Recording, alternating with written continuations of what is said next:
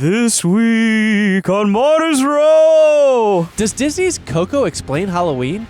Is Halloween a pagan holiday, or is it the Christian Passover? If Ohio were a fruit, why is it an apple? Christian superstition. Day of the Dead, All Saints Day, All Souls Day, All Hallows Eve, All Hallow Tide. Which one is it? Let's find out! On Martyr's Row! 3, 2, 1!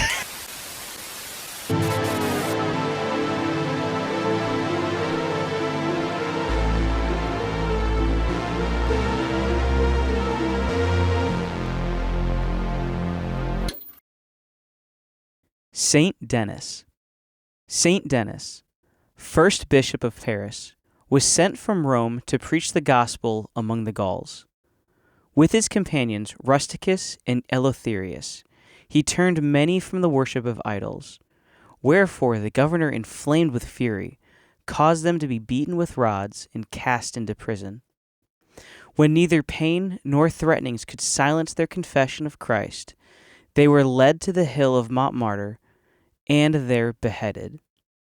Yet, as the story is faithfully kept among the ancients, Denis, rising from the place of his execution, took up his head in his hands and walked a great space, ceasing not to give blessing and exhortation until he fell at last, where a church was afterward raised in his honor. Thus ended this holy bishop, whose steadfast faith outshone the darkness of his time, and whose death witnessed that even when the body is divided, the spirit yet walketh with God. Anno Domini 250. Hey, Paul.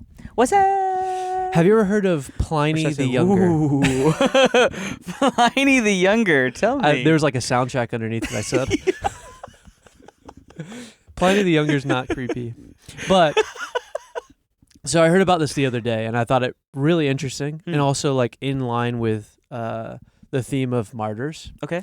But it also is one of the earliest examples that we have written by pagans, non-Christians, giving a detailed and like layout of what Christian practices looked like at this time. Oh, interesting. So Pliny the Younger was a leader. Within the Roman government, and he was like up in like the northern Asia Minor. Oh, okay. Which is kind of interesting. That's very interesting. So like northern modern day Turkey. Yeah. But higher than Mesopotamia. Mesopotamia. But yeah, so he's up there, right? And he has this issue, and so he writes to Trajan, who is the Roman emperor at the time. So he basically this regional leader writes to the emperor, his boss, and basically says, "Hey, did I deal with this situation okay?" Interesting. And so in the letter, he writes out what the situation was. Oh, wow. And how he dealt with it, which is pretty cool. That's so fascinating. Yeah, and the letter is written in 112 A.D. Wow. Okay. So we're talking about arguably within 20 years of when Revelation's written. Yeah. It's within a like decent time span of like when a lot of the New Testament is like solidified, right? So this is like early church. Early church. Yeah. Yeah, within the first century of the church. That's incredible. Yeah. A century is 100 years, right? Mm-hmm. Okay. Okay. So I'll jump through this, but I want to read some of the letter. So this is Pliny the Younger, his letter to Emperor Trajan, in AD 112, and then I'll read you a little bit of Trajan's response, because we actually have that, which is that's so cool, pretty cool. So it says, Pliny the Younger, "It is my practice, my lord, to refer to you in all matters concerning which I am in doubt. For who can better guide my hesitation or inform my ignorance? I have never been present at any trials of Christians. I therefore do not know what offenses are usually punished or investigated, or to what extent. And I have not been a little uncertain whether there should be any distinction on account of age or whether the weak are to be treated differently from the robust, whether pardon is to be granted to the penitent, or if one who has once been a Christian gains nothing by renouncing it, whether the mere name of Christian, even without crimes or only the crimes associated with the name, are to be punished. Meanwhile, in the case of those who were denounced to me as Christians, I have observed the following procedure. So he basically is like, hey, Trajan, I haven't really dealt with Christians much Yeah. in this regard, in the sense that, like, I haven't been around when they have been accused Yeah. and sentenced. So It's also interesting that it's like even just associated with it. Yes. It's like, what do you do with that? Yeah. Well, and he's like considering, hey, what if the person is like kind of a weak, frail person? Yeah. I'm not really sure how we should deal with those individuals. Yeah.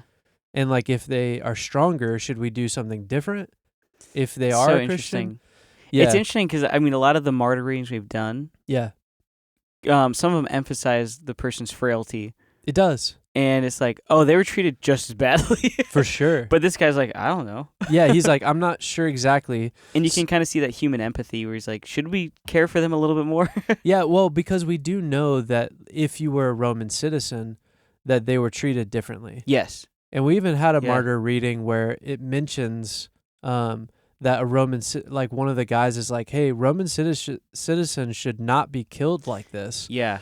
Yeah. And then the Roman leader turns to them and goes, you sound like one of them. That's right. And he goes, I'm like, yeah, get I you am. too. Yeah, and he goes, yeah, I am. And then that guy's also yeah, that was killed. Ptolemy and Lucius, I think. It was, Yeah.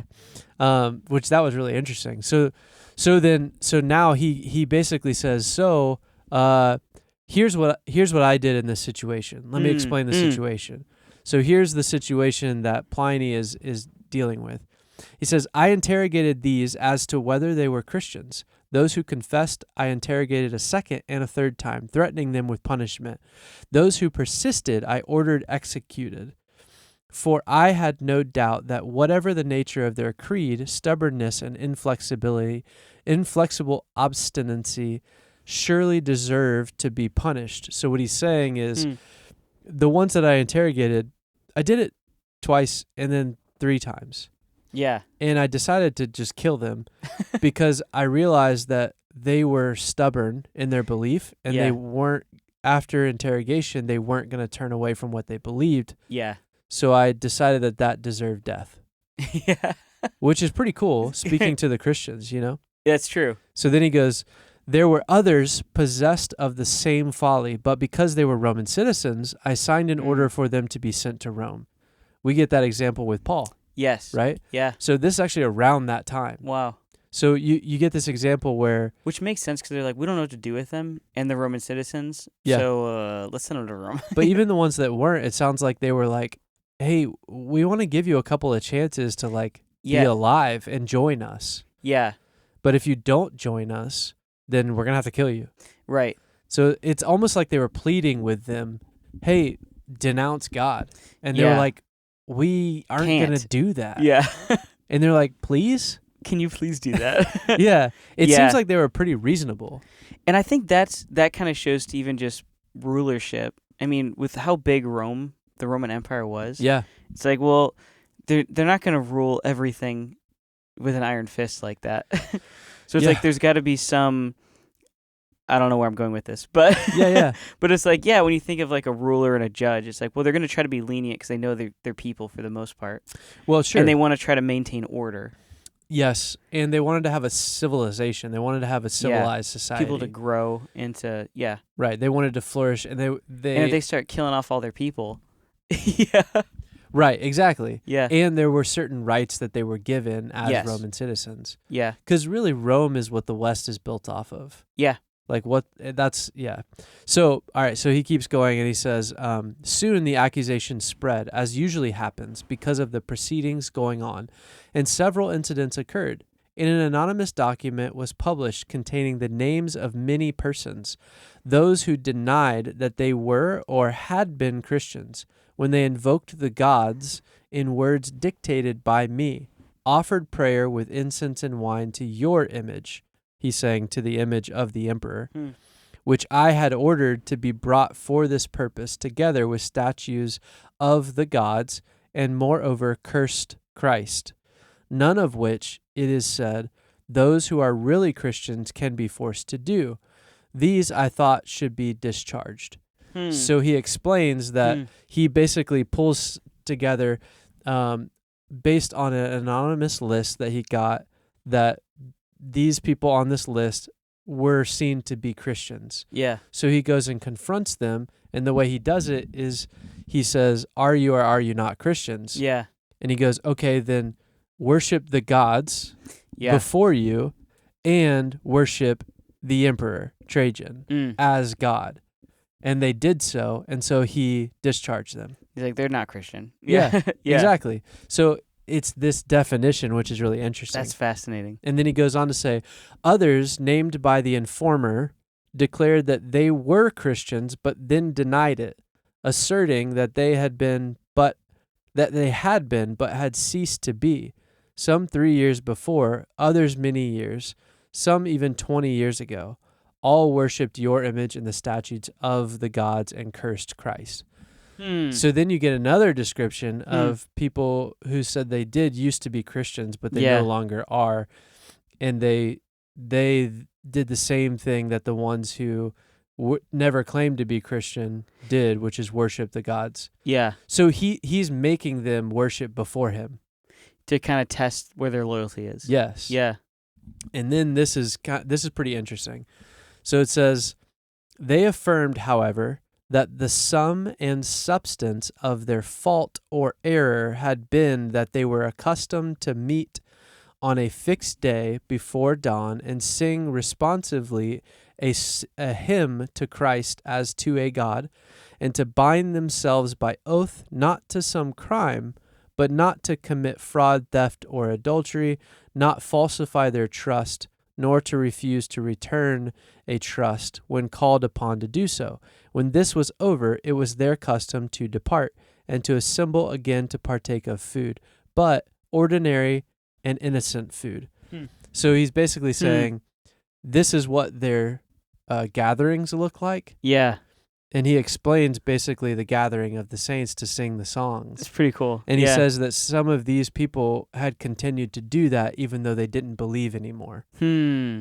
So, which is interesting because this gives us a description that those who followed Christ were actively meeting before dawn, and they were singing a hymn to Christ as to a God. That's how he says it. Yeah. Yeah. And then binding themselves together by an oath, and then not to do some crime, and then not to, and then it goes into like basically the 10 Commandments. Yeah. We shouldn't do these things. And then when it was over, they assembled together to partake in food, ordinary food. So he's describing communion. Like they didn't sacrifice it. Now they're, yeah. It's ordinary food. They're just, So this is an early description of gathering of the saints. But the ones that he just talks about before were still partaking in that, even though they didn't believe any longer. That's fascinating. Yeah, I feel like this is like a real-time description of Christians in 112 AD. Who that we see today. Not just that, but also that Jesus talked about in like parable of the sower, like the different soils and different things like that. It's like, it's interesting. Well, I think it's funny because it's such a humanizing thing as well. For sure. Which I love, like, when you go through history, you feel like you realize how human these people are. Yeah. Where it's like we look at today, it's like, oh, there's a lot of people in church that aren't actually Christians. Like, well, apparently there were in the beginning too. Yeah, they were still going, but he even says some even 20 years ago had stopped believing but are still attending. It's crazy. Yeah, it is nuts. And so he goes on to say, even this they affirmed they had ceased to do after my edict, by which, in accordance with your instructions, I had forbidden political associations. So he basically says, okay, now stop going to the gatherings. Yeah. If you don't believe, stop going. Don't do it. Yeah. Yeah. So accordingly, I judged it all the more necessary to find out what the truth was by torturing 2 female slaves who were called deaconesses. But I discovered nothing else but depraved, excessive superstition. So he calls their faith depraved and excessive superstition. It's interesting. It is because he believes his faith is the true faith. Yeah. Which is interesting. And he goes on, I therefore postpone the investigation and hasten to consult you, for the matter seemed to me to warrant consulting you, especially because of the number involved. For many persons of every age, every rank, and also of both sexes are and will be endangered, for the contagion of this superstition has spread not only to the cities, but also to the villages and farms. What does that mean? The church is growing. Yeah. The church is growing, so what should I do? Because they all believe in this superstition. Yeah. Even after I tortured them. Crazy. Nevertheless, it seems possible to check and cure it. It is certainly quite clear that the temples, which had been almost deserted, have begun to be frequented again, that the established religious rites, long neglected, are being resumed, and that from everywhere sacrificial animals are coming, for which until recently very few purchasers could be found. Hence, it is easy to imagine what a multitude of people can be reformed if an opportunity for repentance is afforded. Now he goes into this separate part which is almost like all of a sudden Jewish temples are starting to sacrifice again. Yeah. That's a whole seperate thing. It is. So that's the end of that. So That's so interesting. This is a short reply from Trajan. Mm. He says, "You have followed the proper course, my dear Secundus, in examining the cases of those who had been denounced to you as Christians, for it is not possible to lay down any general rule to serve as a fixed standard. They are not to be sought out. If they are brought before you and the charge is proved, they are to be punished. But with this reservation, that whoever denies that he is a Christian and really proves it, that is, by worshiping our gods, even though he was under suspicion in the past, shall obtain pardon through repentance.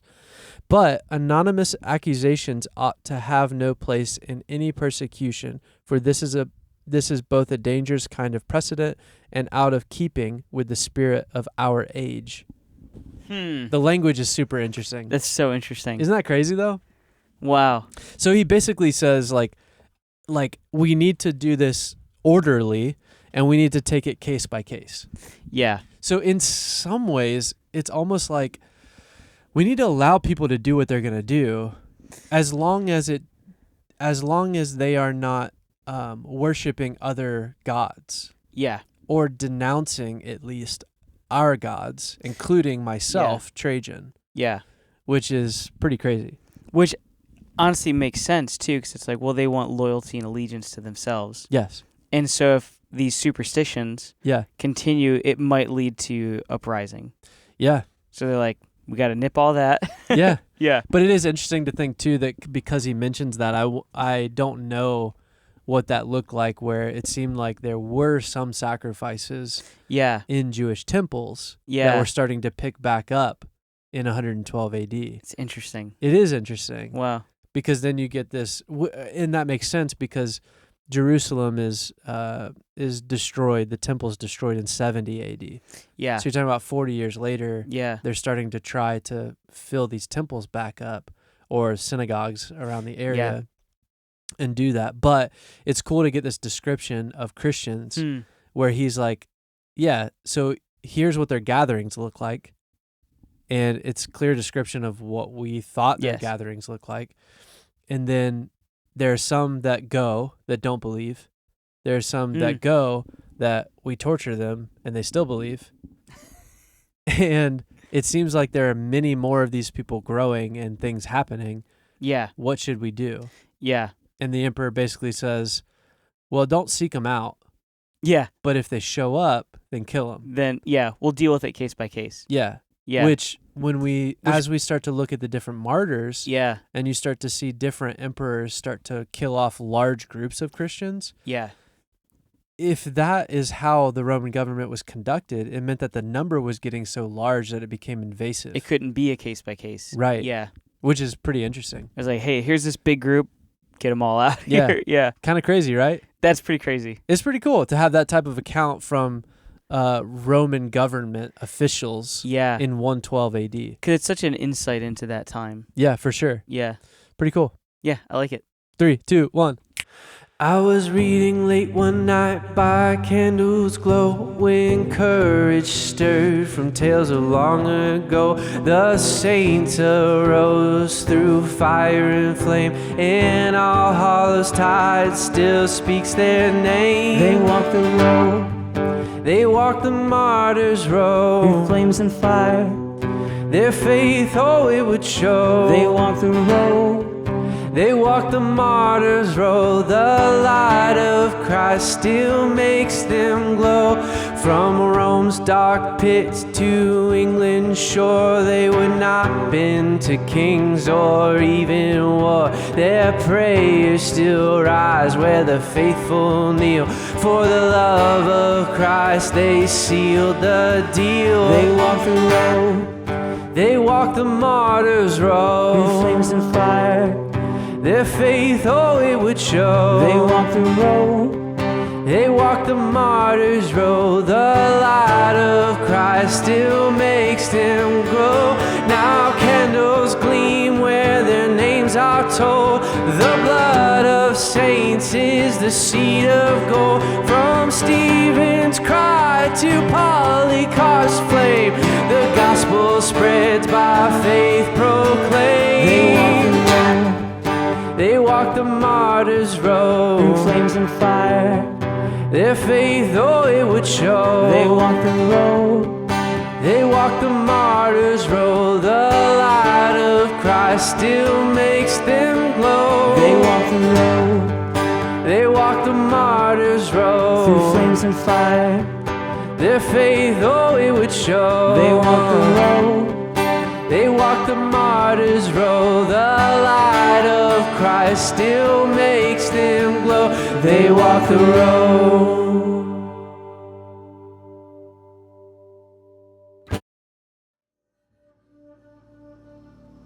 The harvest is done.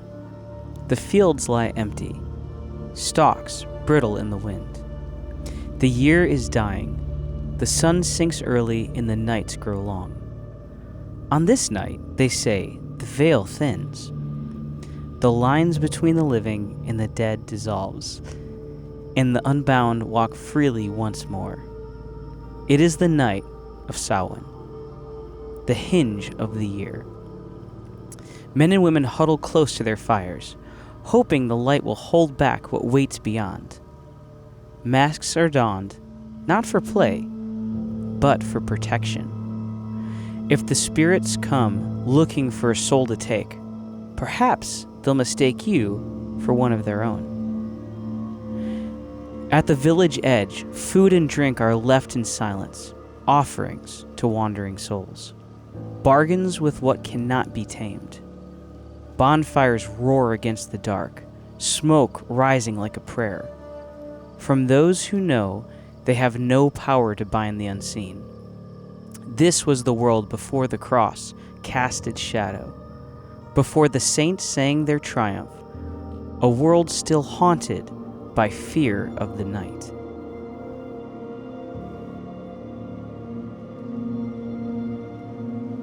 But then came a new kind of fire, not the bonfires of fear, but the light of remembrance. The church entered the shadowed night, not to erase it, but to redeem it. They called it All Hallows Eve, the night before the feast of All Saints, a night when the faithful gathered not to flee from spirits, but to proclaim victory over them. The unbound were no longer to be feared. Death itself had been bound. The veil, still thin, was no longer a threat, it was a promise. For those who sleep in Christ are not lost, but waiting in the light beyond the dark.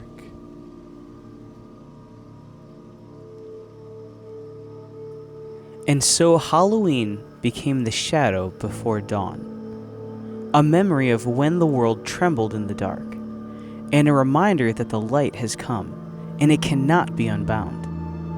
Christmas would later celebrate the full victory, the birth of the light, who binds the strong man forever. But tonight, we remember the night before the triumph, the night when the dark still roamed free. This is Halloween, the night before the victory. Oops. Oops. Ooh. Let's try that again. 3, 2, 1. Oh, that's better. So much. I can see now. It was feeling a little dark and It's spooky. feeling a little spooky, scary. It can be fun sometimes, you know. Yeah. I don't know about you, but I sleep with all the lights off. I'm a child of the light. So, So you're always in the light, yeah. changing those light bulbs. I haven't slept in years. Yeah, I guess there is no sleep in heaven, right? Oh, wait, is that a different episode? Different episode. Oops. Whoopsies. A little tease. Well, speaking of Christian things, Yeah. Is Halloween one of those? Halloween. October. Halloweeny. Halloween. This is Halloween. What show is that? Choweeny. I think it's I don't think I've ever actually like heard that. Boss Baby. I don't know. I have young kids. Oh, maybe it is. Yeah. I actually, one of my friends, his favorite movie was Boss Baby. That's weird. Yeah, we You joked should get about new that. friends. Yeah. Friend, I hope you're watching. That's awesome. I've seen that movie way too many times. Yeah. But yeah, so Halloween, Yeah. we're in October. We're kind of here. Oh yeah, it's like probably tomorrow or today. Or honestly, it doesn't matter because you It's- may be watching this like next July. Yeah. Who knows? In which case, Halloween happened. Yeah. And don't turn off the episode because Yeah. or maybe save it till October if you're coming to this then. Yeah. Because I think we can talk about what we're going to talk about whenever we want to talk about it. It's kind of a, yeah. A little evergreen. Yeah. But we've actually been talking a lot about like feasts and holidays and we've been kind of talking through a bunch of different things when it comes to like what the Israelites believed and practiced and then what Christians believe and practice and Yeah. kind of hit a lot of that stuff. Yeah. So like I think maybe in keeping with that idea, I think the question I want to ask you is, Paul, is Halloween a Christian Passover? Like many of my questions. Yeah. Layers. Layers. Layers. Like many of a martyr row Many a martyr row. many a martyr row question On many a martyr row. has many layers. Because thus we live in the ecosphere. Yeah. You know, I hope that people appreciate these questions as much as we do. They don't. They But that's don't. okay. But this isn't really for them, it's for us. And it's funny, it's like, part of my hope is like, after they hear the episode, they're like, oh, that is an interesting question. Yeah. By the end of it. Yeah. Or they get to the end of it and go, oh, that was the question. Like, huh. I forgot. We did too. So welcome. But Halloween. Halloween. What a weird time. Yeah. Yeah. It's weird when like seasons and holidays and as everyone is celebrating things, Yeah. it like feels a certain way. Yes. Because we honestly, like this, to me at least, marks like the beginning of the holiday season. Yeah, for sure. Because after this, like every month there's a holiday. Yeah, absolutely. Yeah. Yeah, and it's weird how like even though like we live in Central Florida. Yeah. You haven't lived your whole life in Central Florida like I have. But it is weird how like there is this thing even in Central Florida where you can feel a season change. Yes. And you're like, well, it's still 85 degrees in the middle of the day. But it feels different. But it feels different. Yeah. And it's like, what is that? Yeah, something in the atmosphere changes. Yeah. Yeah. And it's like a visceral thing. It's kind of, I mean, it's not much different than the space between you and someone else. Yeah. Yeah. In the idea that like relationship, body language, but also like the communication between souls or spirits, like who you really are communicating to who the other person really is. Yeah. Some of that is active and always happening. Yeah. And we may it's not true. acknowledge it very much. And that kind of happens Yeah. with seasons as well. Yeah, and it's interesting. I was actually talking to some of my northern friends Okay. that used to live down in Florida. Okay. And it's interesting because that's one of the things we've talked about, where the difference between just personality-wise, Yeah. it's like, yeah, there is something that's different between the north, where it's like, okay, here we are, especially where I was in like the snow belt, Yeah. where it just gets tremendously more snow than I like most that places. snow belt. Yeah, it's kind of cool. We're now in the Bible Belt. Yeah, we are. Yeah. Weird. Not a Nothing but season.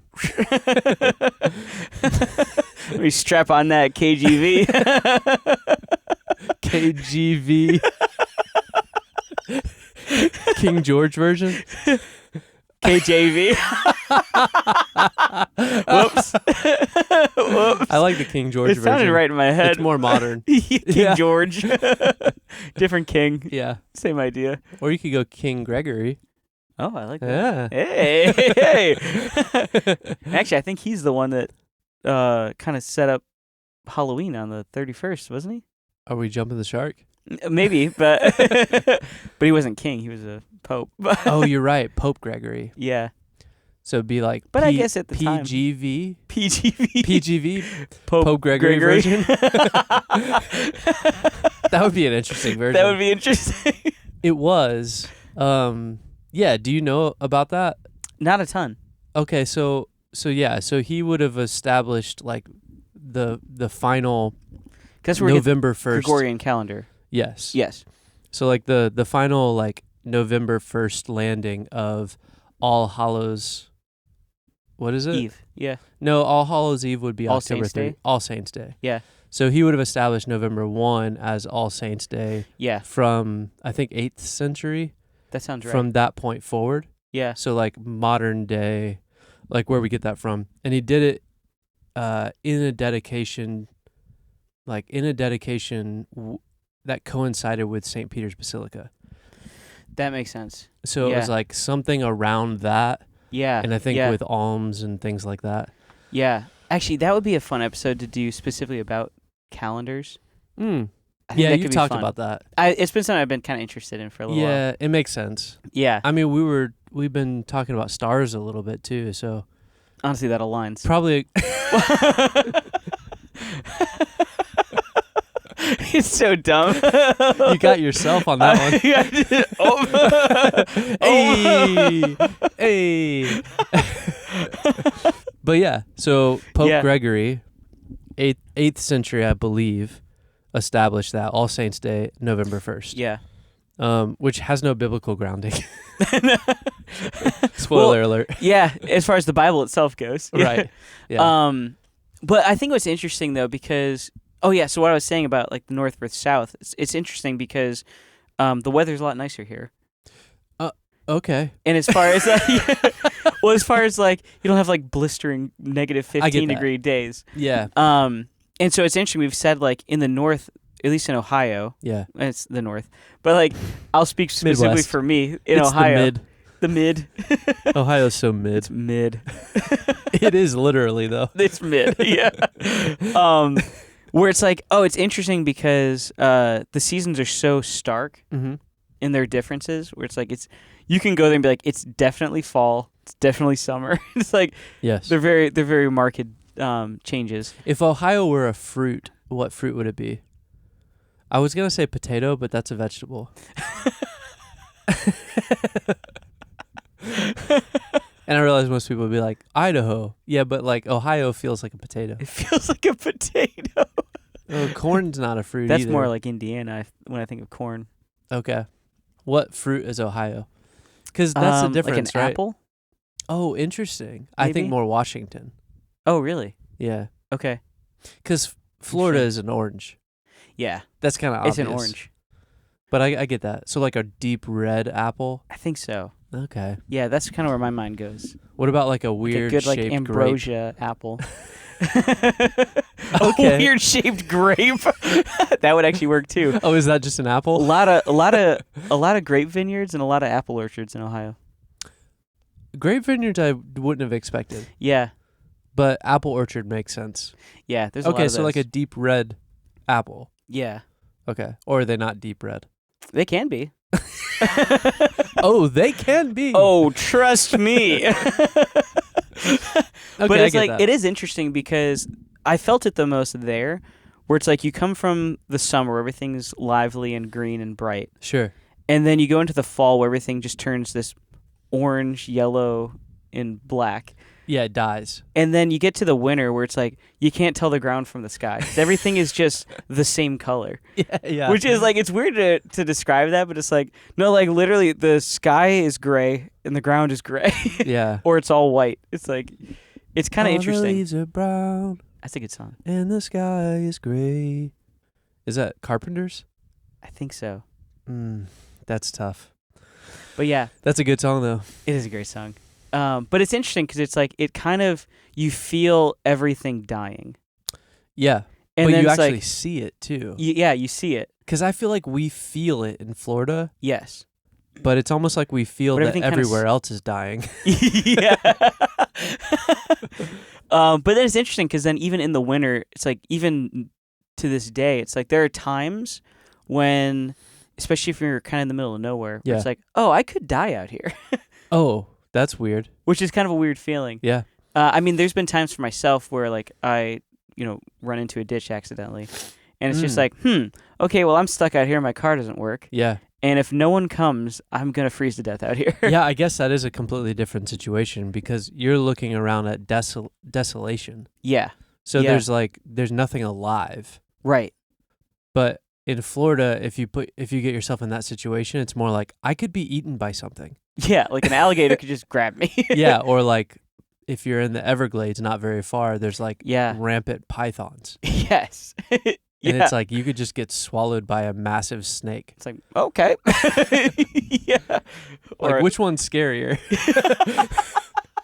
It's true. Honestly, probably Ohio. It might be.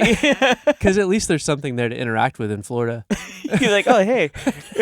Hey, python, Glad don't you eat got me. to eat. He's full tonight. Yeah. At least there's activity. That's true.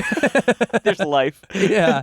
But yeah, so it's interesting because we've talked about that where it's like, oh, like to a lesser degree, Yeah. I can kind of feel what people before modern amenities felt. Sure, I see. Where it's like, oh, there is danger in winter. Yeah. And it's like, there's a lot of danger. So there's all these, especially around the harvest, the end of the harvest, like Yeah. there's these festivals where it's like, all right, we're going to hunker down and hope we survive tonight. Yeah. Yeah, that's scary. And so that's when we come to our favorite fall festival. All Hallows Eve. All Hallows Eve. So it's interesting because I like to, especially around festivals and like holidays, Okay. you know me, I like to ask my question like, why are we doing this? Wait. Where'd this come the from? festival. Yeah. It's like, where'd this come from? How'd we get here? Yeah. And it's funny because it's like, at least growing up, it's like, oh no, you just celebrate Christmas. And it's like, well, why? Well, it's like, oh, because of Jesus. It's like, okay, but why? Yeah. And it's like, and then you celebrate Thanksgiving. Well, why do we celebrate Thanksgiving? Yeah, true. It's like, oh, now we have Halloween. Why do we celebrate that? Yeah, and are these all consistent and linked together somehow? Yeah, like where do these come from? Right. And it was interesting for me. It was like everyone celebrates different holidays True. across different countries and different nations. Yeah, and you have a wide spectrum of people who like really just don't care Yeah. to like people who like really get after it. Yes. And their beliefs can range on the same type of spectrum. Yes. Like you could have this cross section where somebody is like super into every holiday and they actually have really, really maybe conservative Christian beliefs that aren't consistent with being that into those holidays. Yeah, that's true. All the way to like someone who's really into the holidays who doesn't believe there's a God at all. Yes. Or anything spiritual, and Yeah, it's just tangibly it's what just we fun. have. Yeah. Yeah. And then you have the whole other spectrum where people are like, I don't really care about that. It's all Hallmark. Yes. Yeah. It's like good old Hallmark. It's Hallmark, and what are those stores that randomly pop up for Halloween? Oh, like the Spirit of Halloween. Yeah, the Spirit of the Spirit yeah. stores, Yeah. where it's like they just take over an abandoned building. And then they make all their money in 1 month. Yeah. And it's like crazy. And it's also like no one should ever walk in there because it's the craziest things. You see some wild stuff in there. Yeah, I went. Okay, so Yeah. I love it. Go. I play golf. Yes. Cat's out of the bag. Oops, now they know. And I went to play golf this last week. It's Halloween. That's got to come from Halloween. Cat's out of the bag. That's I a don't good know. question. I don't know. Maybe we can ask chat. Just make that a whole episode. Yeah. Somehow. Hey, Paul, is the cat out of the bag? That's a good question, Steven. We'd start doing episodes inside of episodes. 3, 2. We have to do like a reverse of it. Yeah. 1, 2, 3. Yeah, but no. So I walked into like the clubhouse, like where you would pay, and then they have like a little bar area where you can get drinks or like food or whatever. Yeah. And I go in, and I like go in between like the clubhouse where you would like check in to play and the bar, and I walk through this hallway to go in and use the restroom first. And as I walk in, there's like this dead girl that's just standing there in the hallway, and it's like an animatronic thing. As I walk past, it like turns and its eyes light up. And I'm like, I'm playing golf. I'm going to kick this. What is this? Like, what are we doing here? This doesn't make any sense. Like, Why is this here? How is this festive at all? Like, how does this make me want to play golf more? Well, you want to get out of the clubhouse. That's true. Yeah. That's a good point. It was just one of those things like, why is there just like a dead zombie girl right here that's just like... What's this here for? And I also can't tell, like, is it like I can't tell what it's from. It's just like, yeah, I don't know. Just like gray skin, like I don't know. It's weird. It kind of creeps you out. Yeah, a little bit. It sounds a little bit like the Ohio landscape in the winter. Yes. That's what her skin Yeah, looked you like. nailed it. Her skin looks like Ohio in the winter. It's a beautiful love poem. Oh, how your skin looked like Ohio in the winter. Reflects the grays. How you needed the warmth of a southern man. Okay, that took a weird turn. Anyway. That's Martyr's Row After Dark. I think this whole episode's after dark. Oh, that's amazing. True. I don't know how we got there. I don't either. Anyway, how do I pivot out of this? Oh, just like spectrum of how people believe and interact with the holidays. Yeah. And so it's interesting because there's a lot of I've done this a lot on Tipsy Theology. Okay. For Christmas. It's kind of like a Christmas tradition to go in for a Christmas episode and talk about how we've misunderstood Christmas. Yeah. And its roots. Because I think there's so many times where, especially big holidays in the West, where there are where they came from, and then what we've turned them into. Sure. And then when we say they came from, which isn't true. Yeah. Christmas is an easy one because it's such a big holiday. Right. But I think Halloween is another one where we have these ideas of like, hey, this is where it came from and this is what it's about. Yeah. But it's like, where are you getting that from? True. And a lot of times it's just made up. Yeah, and I think that's where, like, I think that's like the core of our podcast. Yeah, is it's like, true. Hey, everybody stop for a second. Let's observe what's happening now. Yeah. Figure out where it came from and figure out if it's actually, like, if it is what you say it is. Yes. Yeah. Because it is that type of thing. It's like, we're especially in a day now where there can just be a headline. Right. And it's like, oh, and then that headline sticks in your head. Yes. And then you start saying this thing as if it's true, and then other people are hearing it, and it's like, is it true? I honestly don't know. Yeah. I heard it from like 10 other people. Yeah. And so maybe that amount of people makes it true.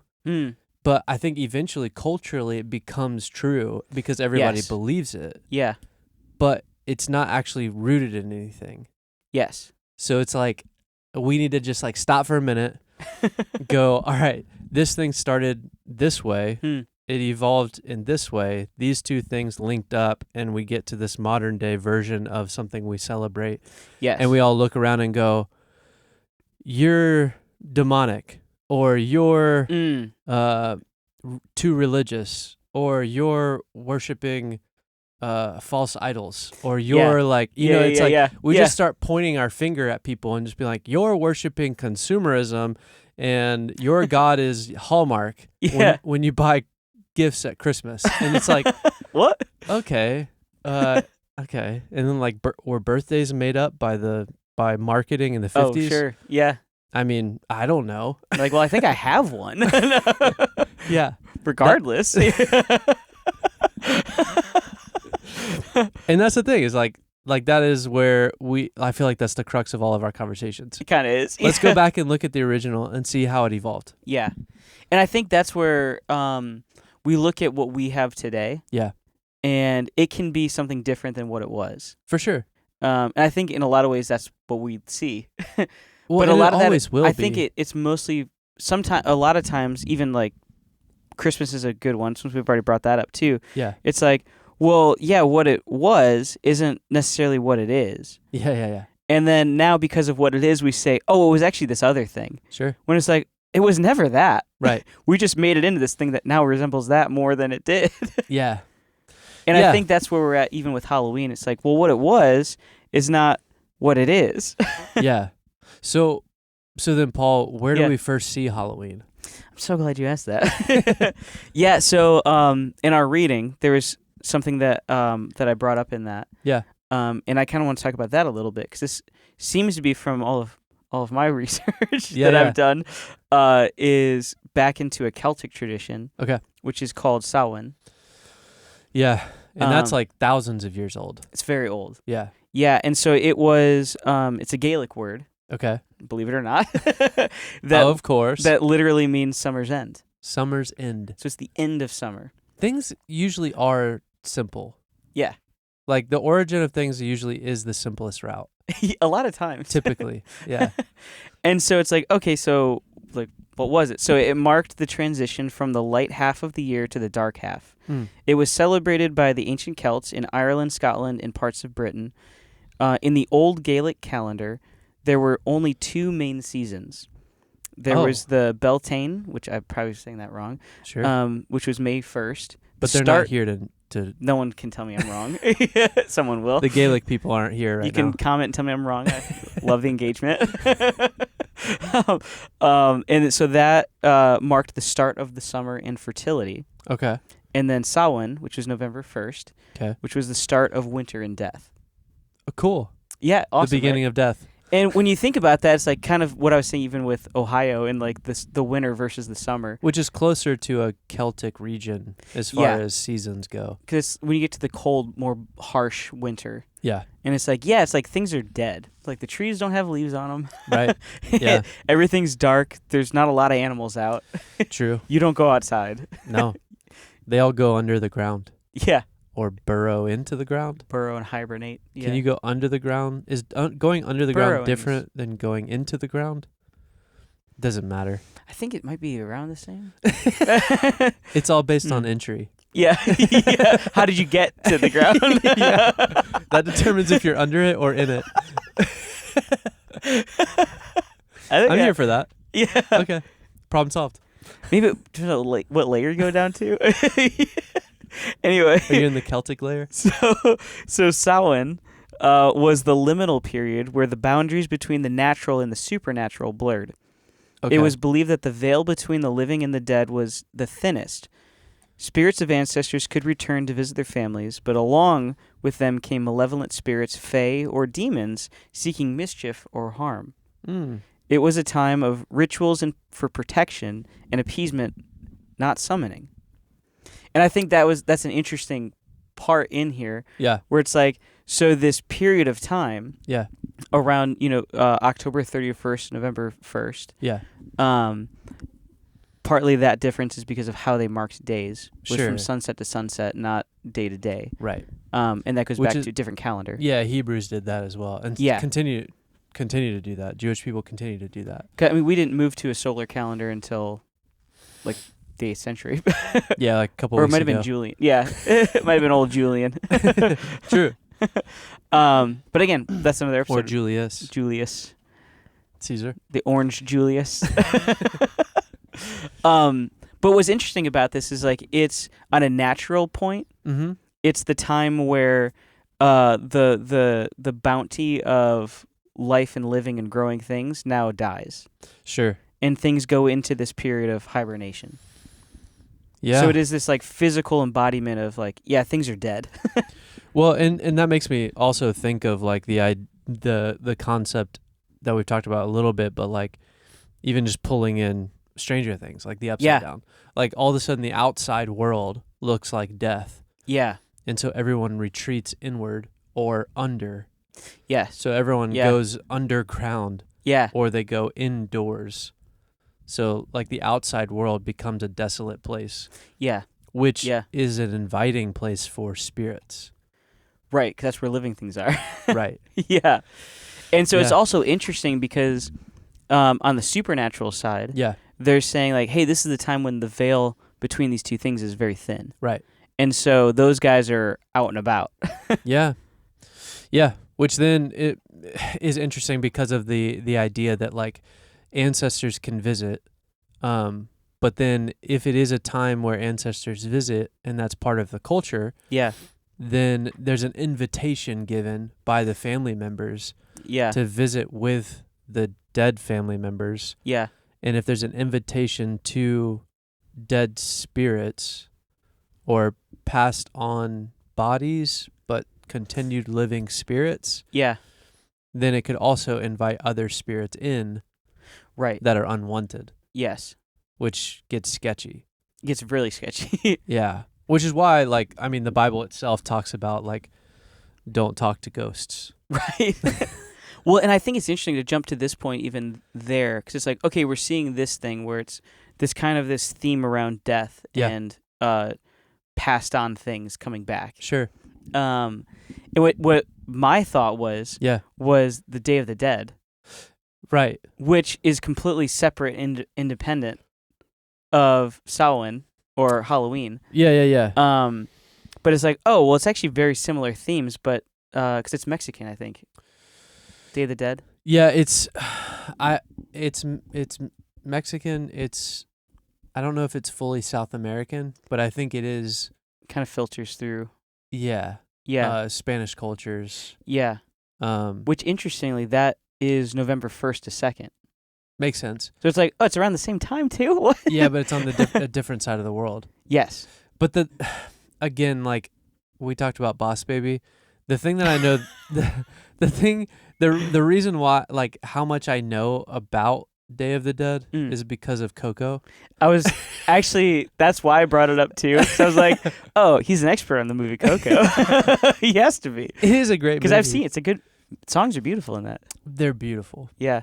But like a lot of Disney movies, it entertains dead people. Right. And I mean, that's like the whole point of the day. It is. And it's that idea of like, this is they would leave offerings out for their family members. And if they didn't, then the family members that were dead, their spirits would pass on to a final death. Yes. So they would disappear even out of that realm. Yeah. Which feels like a purgatory space. It does. But it's interesting. Yeah, so what happens is on Day of the Dead, there's a bridge from the underworld or the afterworld to the land of the living. Yes. And that bridge is accessible by the people who are being invited by those who remember them. Yeah.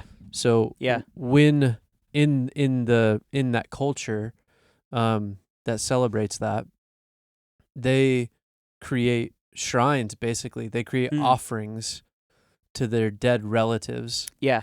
And that offering to the dead relatives allows the dead relative's spirit to return for that period of time. Yes.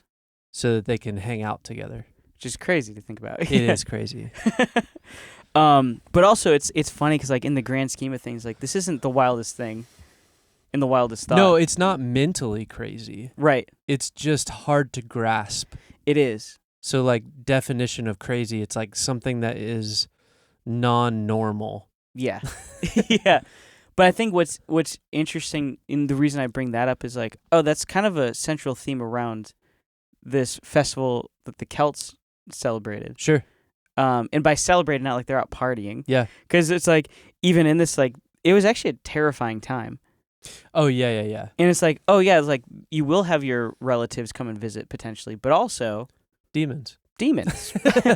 And you don't know which one's which. Yeah. And so it's like there's this idea of fear Yeah. that gets created of like, oh, let's not, like, by celebrating it, it's like, let's recognize it Yes. and let's hide. Yeah, so it was less of a celebration and more like a defense. They created traditions as a defense against spirits roaming during that time when the spaces became thin. Yeah. But- And that's even where we get like the colors, like orange and black for Halloween. Yeah. It comes from the idea of like, here's the darkness, which is the black, Mm. and then they would light these giant communal bonfires Okay. to ward off the So that's where you get the orange from the the glow fire. of the fire. Yeah. That's cool. I actually didn't know that. But it also goes back to like when we talked in our myth series about how multiple cultures over spans of time in different lands somehow came up with similar themes Yes. or similar beliefs. And really all that tells me, and I feel like this is the conclusion that we've come to, is like the Celts have an experience where they're interacting with spirits. Yes. And then they defend themselves. Yes. And then there's a tradition created because it seems to keep happening over time. Yeah. There's a pattern.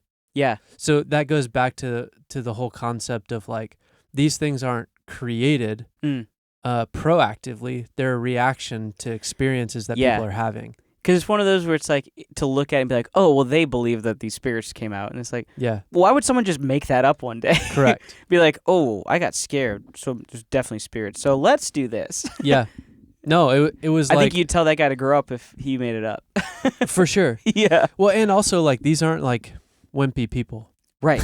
Yeah, absolutely. Like, these are pretty intense people. Yeah, they live in harsh conditions. Yeah. Yeah. And so, like, that is an interesting idea that, like, they started to see these patterns, and so they, like they do in the harsh conditions, they create ways to keep themselves alive and safe. Yeah. So they did the same thing in spiritual seasons. Yeah, and I think it actually, you just made me think of this. I think it's important to say, too, where we, as modern Westerners, yes, we don't understand that... Mod West. Mod West. We love our abbreviations. Us in the Mod West.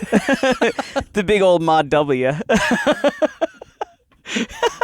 Mod W. I had to throw the in there. Little Texas. Yeah. Resources for us, even though they might be expensive to attain, okay, they're pretty bountiful. Where it's like, if I want to make a fire at night, I can just go buy firewood. Right. So it's like when we look back at these times, especially for how long ago this was, it's like these people are struggling to stay alive. For sure. They don't just have stuff to burn. Yeah. They don't just have food. Yeah. I mean, that's even where, on a slight tangent, like even the idea of like people eating dairy. Okay. That was like a reaction to like, hey, I don't know if we're going to have enough food. Yeah. But these guys are still producing milk. Yeah. And our bodies weren't naturally meant to digest that. We're like, what if we just do it anyway? Yeah. And we've adapted and been able to digest dairy. Yeah. Because they're like, ourselves. we need resources. Well, and that's a source of fat, which is helpful in harsh conditions. Yeah. Like in Florida, you're not necessarily going to need that. Right. But to be fair, like if you watch the show Alone, have you ever watched that? Yeah. That's a great show. It's a really good show. But that's the main thing. Like there was one guy on one of the seasons, and I think it was one where they were in Alaska for 100 days versus like Last One Standing. They more so just had to make it to 100 days. Yeah. Yeah. And the guy killed like an elk, like the first 2 weeks or That's something right. like that. And then he ate all the fat first. Yeah. And then he ended up like getting really sick and having to leave the show because he didn't have enough fat. Yeah. But he had like a half an elk worth of meat. But it wasn't enough fat. No. Yeah. So he was still losing weight. Yes. Which is crazy. It's crazy to think about. So then you get like cheese, dairy, curds. Like you get all that stuff that like is a fat supplement. Yes. Which, makes sense. Yeah, and it satisfies what your body needs in that case. Yeah, so it's just a reminder to kind of go back and go, these people weren't necessarily making things up. Yeah. they were 'Cause also having... they couldn't really afford to just make things up. No. If they were just like, hey, I got really scared last night, Mm-hmm. so let's make a giant bonfire Yeah. and do all this stuff. And Well, it's like, you don't have the resources to do that. It's the winter time. Sure, and there can be like to bring in a like naturalist view Yeah. into the conversation. You could say like they're in harsh conditions, they're hunkered down for a period of time. Maybe their resources are limited, so they start hallucinating. They start having these, you know what I mean? Oh, sure. So like that could also be a byproduct. Yeah. But that still doesn't negate the fact that what their traditions are created from is patterns of experience. Yeah. So like whether they were actually interacting with spirits and ghosts and things like that, or they were hallucinating, it was still happening around that time of year. Yes. Over and over again. Well, and that's why I think it's interesting to bring in the South American side with Day of the Dead. Oh, yeah. Because it's like, oh, here are these people in the opposite conditions. Yeah, good point. And they're celebrating a similar thing. Sure. And it's like, well, how does that happen? Yeah, so maybe the northern people are hallucinating, and then the other ones are actually talking to spirits. They're just on drugs. Yeah. Well, that is... But that's a different episode. It is. Because, like our... Yeah. That's a mini episode within an episode that should be a full episode, but like our drugs portals to another space. That's our tease. That's active. Our tease. Yeah. But I think it's like, what's the most reasonable thing to say? When we look, we're like, what's the easiest thing to say? Okay. And it's like, well, the easiest thing to say is like they were probably interacting with spirits. Yeah. I mean, we don't like saying that. Well, like naturalists don't like saying that. Sure, but at the same time, like whether you're hallucinating or you're not hallucinating, is interacting with a spirit. If your brain is not in a state of hallucination, does it feel any different than if you are hallucinating? And is it more or less material? Because if it's not, then logically it's almost the same thing. It's an equivalent experience. Yeah. Like your body is still experiencing the same type of fear. Yeah, that's true. Whether you're hallucinating something happening and it's not really happening, or you're actually experiencing something happening. Thing actually happening. Yeah. And you're not hallucinating. Right. The fear response is the same. Yes. So it's a little bit like apples and oranges. Do you know what I mean? Yeah. It's like, well, but it is hallucination, so the fear is unfounded. No. Because tell that to the person who's afraid. Who's actually feeling it, yeah. Yeah, it's like they're even if you say their fear is unfounded, meaning the result of that logically is that they would say and have proof that ghosts exist. That's not really even what we're saying. We're not even saying that because in this instance, like they're creating traditions and things that eliminate or alleviate fear that they're having. Yes. Whether they're hallucinating the existence of ghosts or actually seeing ghosts, doesn't really matter. Because collectively they're all having this fear. Yes. So they're creating a coping mechanism for a real fear that they're actually experiencing. Yes. Whether it's hallucinations or actual ghosts. Yeah. Yeah. So, absolutely. I mean 3, 2, 1. Problem solved. But yeah. And well, it's interesting actually because even you brought up the idea of myths. And so one of the things I wanted to look into was, are there myths surrounding this period in this culture? Okay, yeah. And what's was interesting that I found is like there are, but they weren't ever written or fully recorded until they were Christianized. Okay. And all of those had been reframed through a Christian lens. Okay. Where it's like they didn't have the... After first century. Yeah. So it's like even where I could see it doesn't mean that none of them were tampered with. Right.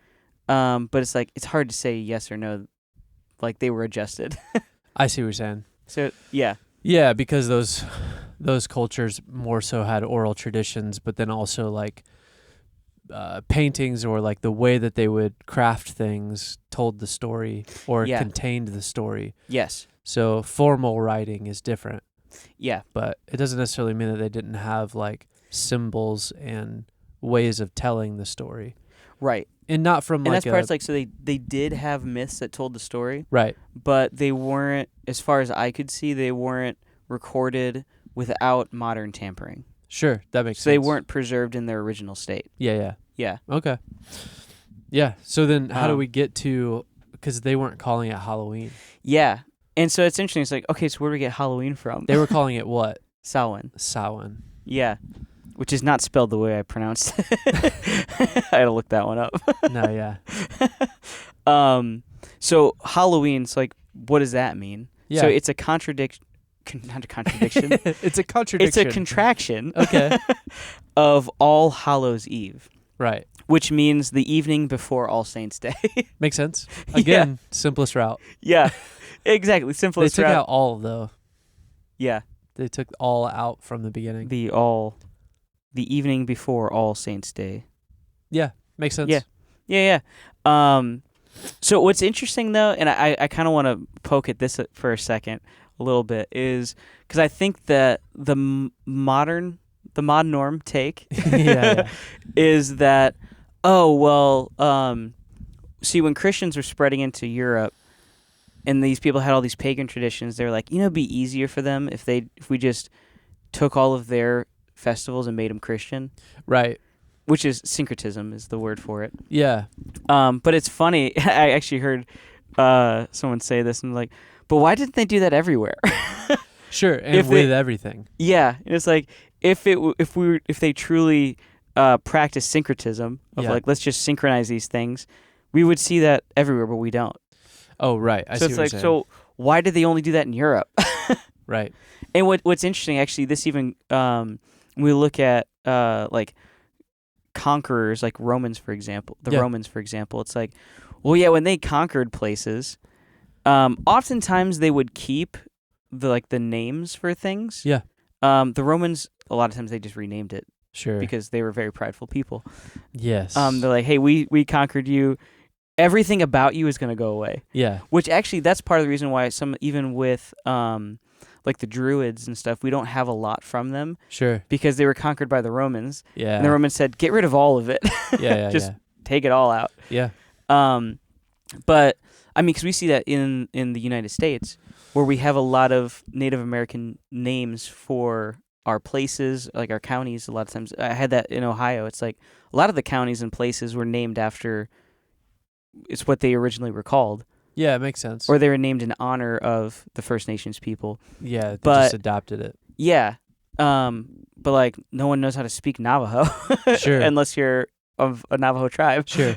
Yeah. It's like they don't teach that in school. Yeah, true. And it was kind of in like we don't celebrate their festivals. Right. And that was kind of a normal thing. So with that being said, it's like, why would we expect anyone just go and be like, yeah, let's just keep your festivals and just do it the way we want to do it. Yeah. It's like, we don't see that anywhere. Right. So it's kind of an interesting idea that developed that makes no sense and, in my opinion, has no founding anywhere. Sure. But so it's like, okay, so how do we get to where we are?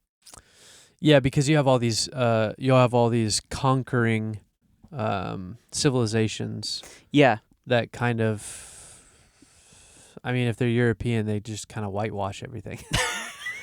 I don't know how to say that. That's the way to say it, I feel like. It's like, that's basically what the West did. Yeah.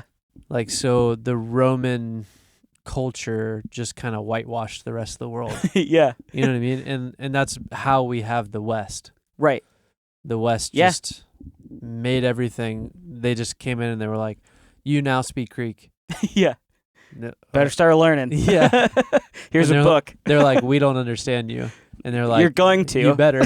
You better. Yeah, I mean, that's how it happened. Yeah, I know. I mean, we see that even with the conquistadors when they came over. They're like, what? The conquistadors? It's just fun. It's a fun word. It's pretty fun. But it's like, yeah, they would go to these Native American tribes and be like, hey, so tell us we're awesome or we're going to kill you. Yeah. And they're like, what? Like, killing time?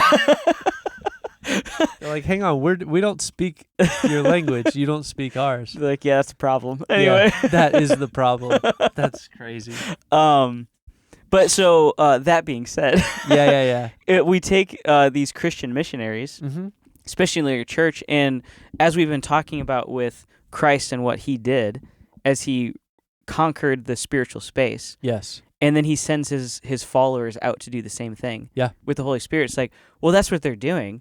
they're doing warfare, but they're doing it in a spiritual way, and they're not doing it in a physical, unless you count like the Crusades. But. Well, yeah, but I mean that I feel like that's valid in the conversation even we've been having about Israel and like the church's stance on Israel and yeah, like all of that stuff, because what happens is like Jesus comes in, which I think we talked about this, but it's in a past episode, but it's the idea that like when Jesus comes in, actually no, we didn't talk about this, but when Jesus shows up, the Jewish people are looking for a military leader, Messiah. right. And they had an example of that like 160, 170 years before in Judas Maccabeus. Yes. And Judas Maccabeus actually went into the temple and took it back from, do you remember his name? No, I should. I can't remember his name. But he took it back from basically the guy who fulfills the prophetic abomination of desolation. That's right. Spoken about in Daniel on the temple, and Judas and the Maccabees go in and purify the temple again, and that's where you get the beginning of Hanukkah. Yes. So 170 years before Jesus shows up, there is a Jewish zealot who leads a physical army to purify the temple and take it back for the Israelites. Yeah. That does happen right before Jesus shows up. Yeah. Yeah. Right? So within 2 generations, you see that. And so Jesus shows up and they like want him to go in. And what does he do? He rides in on a donkey. And you go like, oh, he should have ridden in on a white horse. That's what they wanted him to do. Actually, no, Judas rode in on a donkey. Yeah. So Judas Maccabeus rides in on a donkey, which is like, oh, wait, so Jesus is going to do what he did. Yeah. And then he doesn't do that. He doesn't do it in a physical way. Now, he does overturn the tables and he rebukes the money changers and basically the Romanization of the tax office, the government offices that have been built around the temple. Yeah. But he doesn't go in and purify the temple and overthrow the Roman government. Right. And so like you get this idea that like now Christians are, what are they doing? They're not militarily taking back. Right. And then at that, Jesus says it starts small, like the kingdom of God starts small, and he's there, and it's the mustard seed, and it grows, or it's the little bit of leaven in a large amount of dough, and it grows and grows and grows. And then you get all the way to like 300 AD, and Constantine shows up, and the government, the Roman government that killed Jesus, now names Christianity their national religion. And then you get conquests in the name of Christ in a way that he never intended. Correct. Yeah. So it's like, guys, you watched me come in like Judas, but not be Judas. Yeah. Now you're going out and you're being Judas in the rest of the world. Yeah. But that's not what I did. It's us trying to go back to what was. Yes. But Jesus said, that's not what we're doing. Right. It looks different now. Yeah.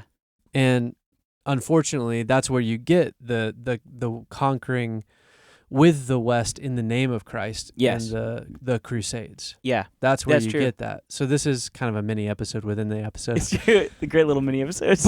But because that is what you get, it's like, was that right that the Christians did that? No, it was actually against what... That's not what Jesus called us to do. No, and he didn't do that. Right. He actually represented literally the opposite of that. Yeah.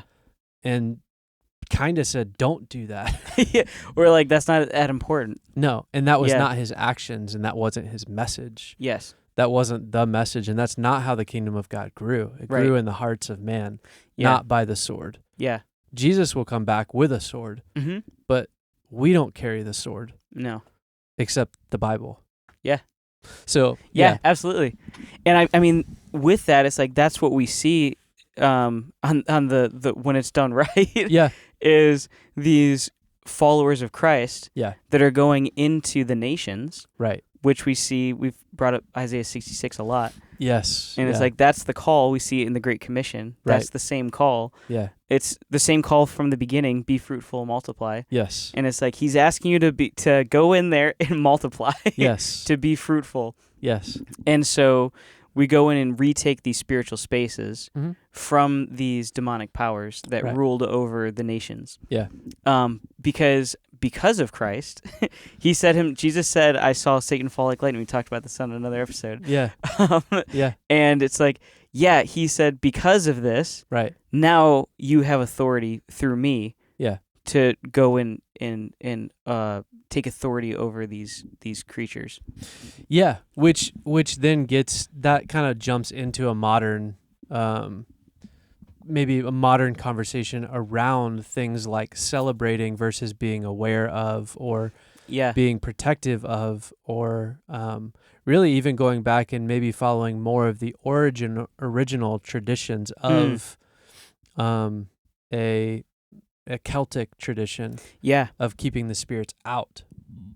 Yeah. Versus celebrating the spirits, inviting them in. And I think that's, bless you. Woo!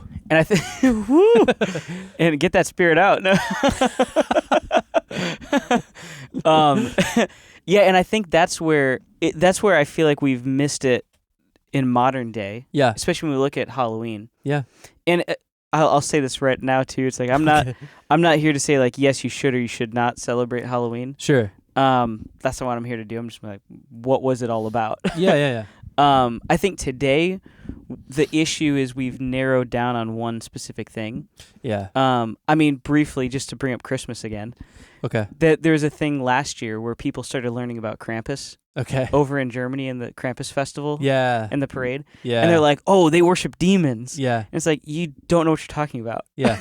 And it's like, if you look at the full story of what the whole thing is about, not just that one day, right, you see that it's actually about conquering a demon. Yes. And I think that's what we see here, and that's what Christianity did when it came in. It said, hey, here's this festival, this day that you remember, yes, and you hide in fear from the dark powers. Yes. But now we're going to call it Halloween.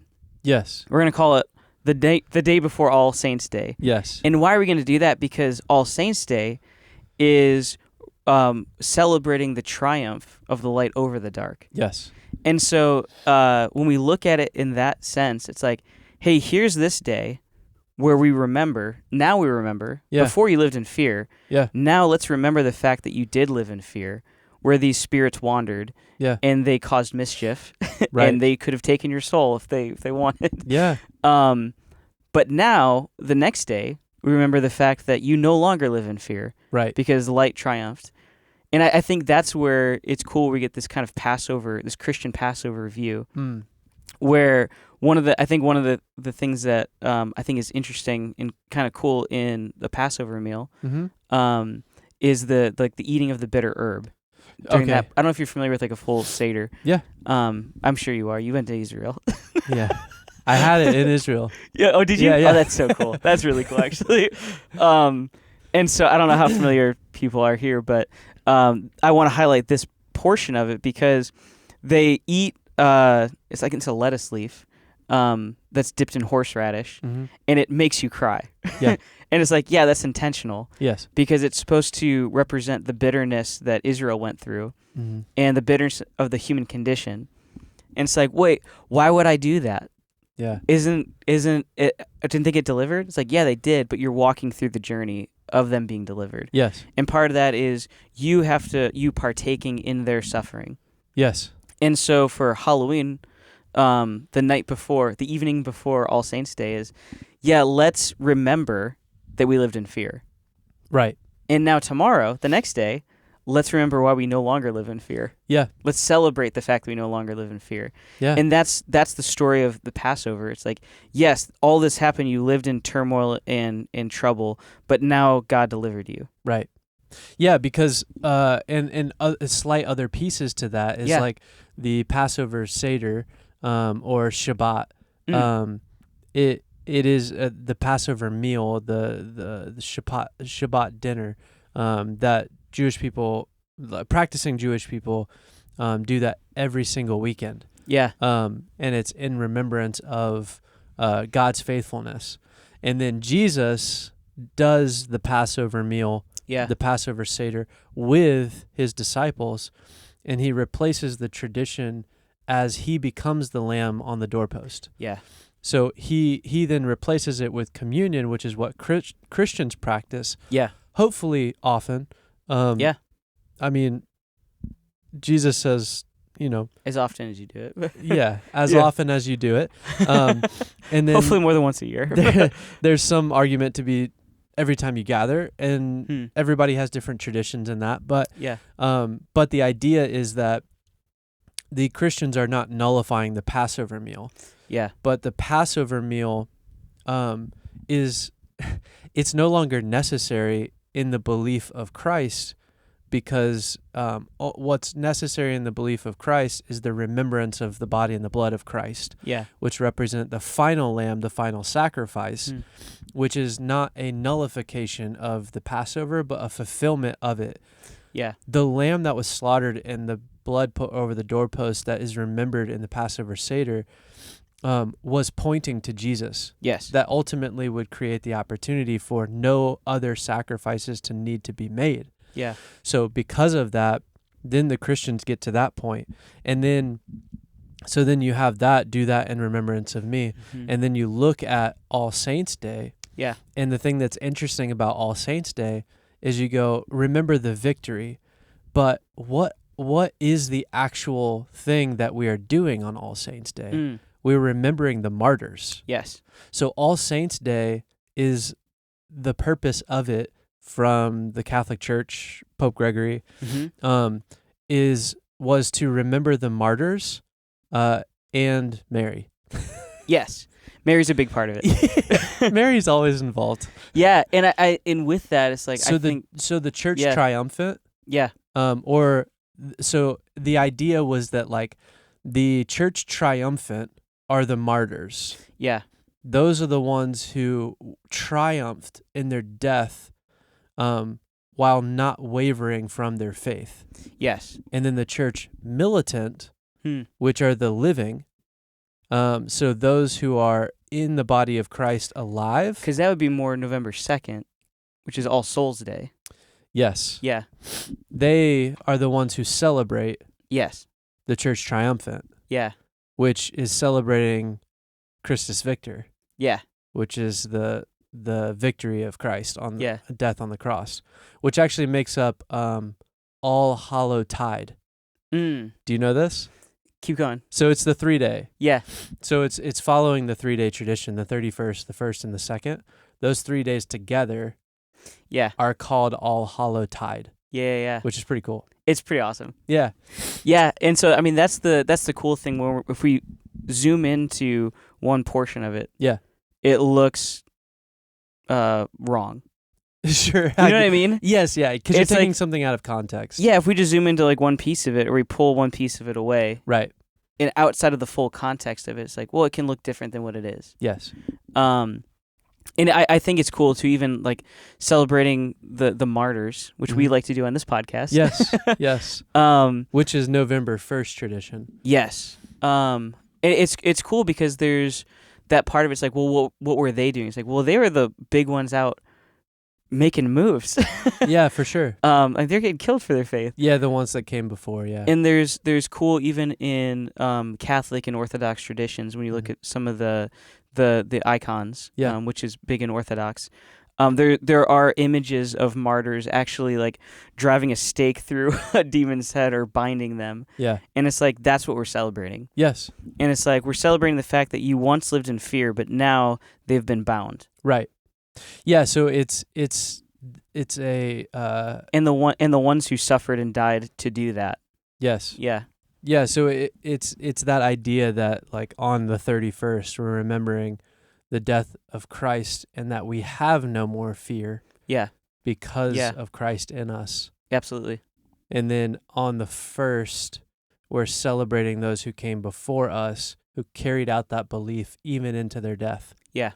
And then on the 2nd we're celebrating the church militant, that we are continuing to build the kingdom of God, Yeah. not by the sword, but by the Spirit, Yes. which is Yeah. Pretty cool. It's pretty awesome. Yeah. And so I think, like, all that being said, when we focus in on just Halloween, Yeah. we miss this full story, which is the actual story Right. of what this is all about. Yeah. Yeah. Yeah, it isn't Samhain. It isn't let's hide in fear. Yeah. And let's dress up like ghouls and goblins so that way they might confuse us for one of their own and not mess with us. Right. It's, hey, let's remember the fact that we did do that. Mm-hmm. And then let's now live in victory because Christ overcame that. Right. And that's the story of Passover. Yeah. So then back to the original question. Yeah. Then, Paul, are you suggesting that Christians have the ability to reclaim or maybe take the stance at Halloween that it is not one day, but instead a 3-day opportunity to remember both the victory of Christ on the cross and over death, hell, and the grave, and then the celebrating those who came before us, who died for that belief and were victorious in their death. And then those of us who are still here carrying the cross and in victory, thus making Halloween or All Hallow Tide the Christian Passover? Absolutely. Cool. 3, 2, 1.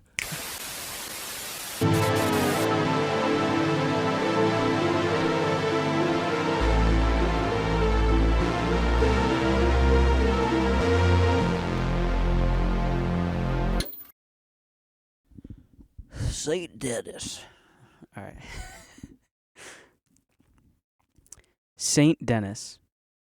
Saint Denis, first bishop of Paris. Wait, you said dentist. Saint Dentist. The first orthodontist of Paris. Sorry. Thanks for catching that. I did not.